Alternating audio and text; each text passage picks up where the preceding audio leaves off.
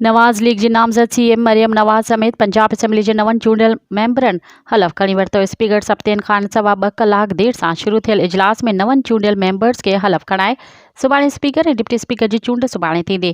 Secretary Punjab assembly चयो त speaker ऐं डिप्टी स्पीकर जी चूंड ॻुझी वोटिंग ज़रिए थींदी। नवाज़ लीग जे मेंबर्स ऐं सुन्नी इत्तेहाद काउंसिल में शामिल थियल पीटीआई मेंबर्स जो हिक ॿिए ख़िलाफ़ नारेबाज़ी। मरियम नवाज़ ऐवान में पहुती त नवाज़ लीग जे मेंबर्स नारा हणी ऐं डेस्क वॼाए संदसि आजिया कई। मरियम नवाज़ असेंबली आमद ते चयो त ख़ुदा करे त पंजाब लाइ हिकु नओं दौर शुरू थिए। मरियम नवाज़ पंजाब असेंबली में पार्टी जे चूंडियल मेंबरनि सां गॾिजाणी बि कई। मरियम नवाज़ चयो त तव्हां सभिनी खे जमुड जो नओं दौर मुबारक हुजे। सभु गॾिजी मुल्की तरक़ी लाइ किरदारु अदा कंदासीं।